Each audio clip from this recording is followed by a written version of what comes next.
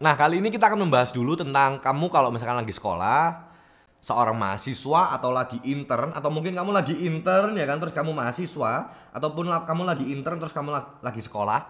Kira-kira membagi keuangan itu seperti apa sih, ya kan? Kita langsung masuk aja nih. Nah, sekarang kalau misalkan kita bagi dua dulu, ya kan? Kamu lagi sekarang sekolah S, ya kan? Mahasiswa M dan juga intern, oke? Nah, kalau di sini kita lihat, kita kondisikan lagi nih. Sekarang kamu itu sekolah, ngerantau atau sama orang tua. Kalau sama orang tua adalah O, ngerantau adalah R. Mahasiswa juga sama, O sama R. Intern sama lagi, orang tua atau lagi ada rumah, ya kan? Atau rantau gitu. Nah, kalau misalkan kamu sekolah dulu, kita akan bahas yang S dulu sekarang teman-teman ya. S, kita bagi dua lagi. Yang pertama adalah O, kedua adalah R. Rantau atau lagi tinggal sama orang tua. Gini, kalau misalkan kamu lagi sekolah, SMA ke bawah lah. Kamu kan pasti dapat namanya salary. Kita ngomongnya bukan salary, kita bukan ngomongnya uang jajan ya, tapi kita ngomongnya adalah salary. Dimana kamu harus punya mindset bahwa ini adalah uang jajanku gitu loh. Ini adalah gaji yang aku memang taruh keringat di sini. Kenapa kok bisa keringat ya kan? Karena kamu harus timbal balik dengan nilai yang bagus ya kan, dengan yang namanya sikap yang benar. Kalau enggak nanti salarymu dipotong gitu kan. Tapi intinya adalah kalau kamu sekolah, kamu harus ngeliat dulu nih, kamu lagi tinggal sama orang tua atau ngerantau. Karena apa? Karena berbeda juga. Dari mana? Dari sisi yang pertama adalah dana darurat. Nih. Kalau mungkin kamu tinggal dengan orang tua, dana daruratmu boleh 3 sampai 6 kali. Ya. Tapi aku rekomendasikan adalah yang 6. Kalau misalkan yang rantau, kamu minimal adalah 6 kali.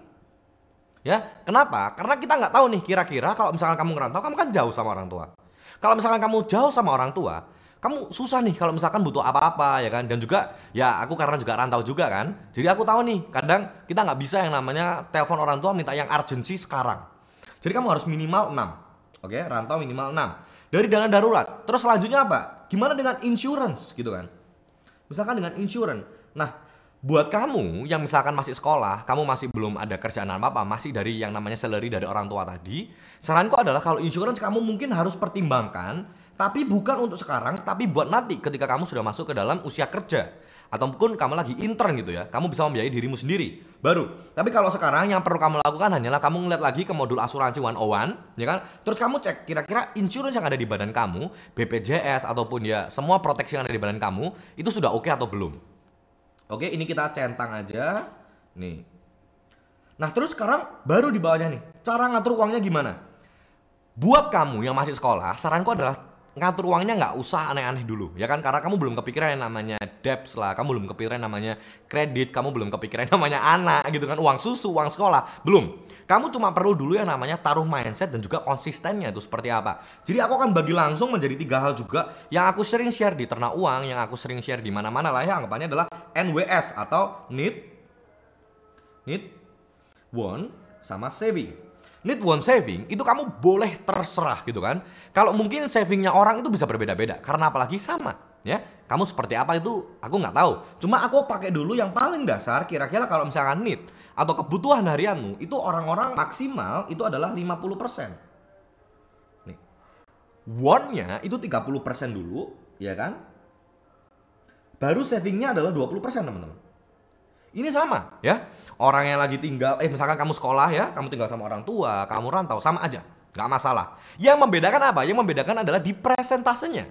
Kalau misalkan kamu tinggal bersama orang tua, saranku adalah need-mu nggak usah banyak-banyak, ya kan?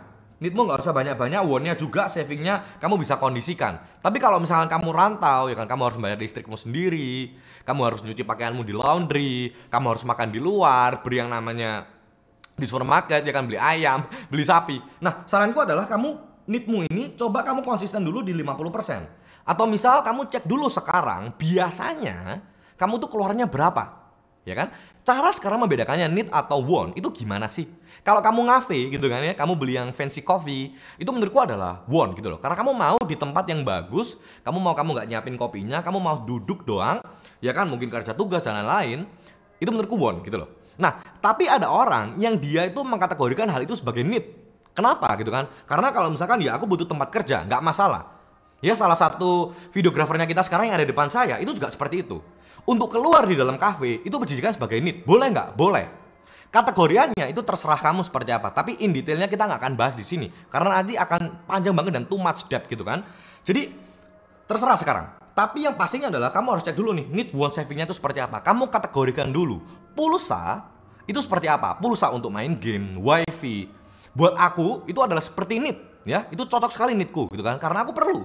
Buat aku telepon orang lah, buat aku yang namanya hire klien gitu kan. Hire teman-temanku, klien hire aku. Itu kan butuh yang namanya wifi dan juga kuota. Itu masuk di need. Tapi buat orang lain belum tentu wifi dan juga kuota itu termasuk need. Jadi kamu kategorikan dulu ya. PR pertama buat kamu yang masih sekolah, yang mahasiswa gimana? Yang mahasiswa kurang lebih sama, ya. Karena sekolah sama mahasiswa sama, yang beda cuma mungkin besar salary-nya doang. Jadi yang tadi S ini kita langsung strip semua, sekolah atau mahasiswa. Gitu kan? Sekolah atau mahasiswa. Nah, selanjutnya adalah gimana kalau misalkan intern gitu ya. Yang intern kita akan bahas habis ini.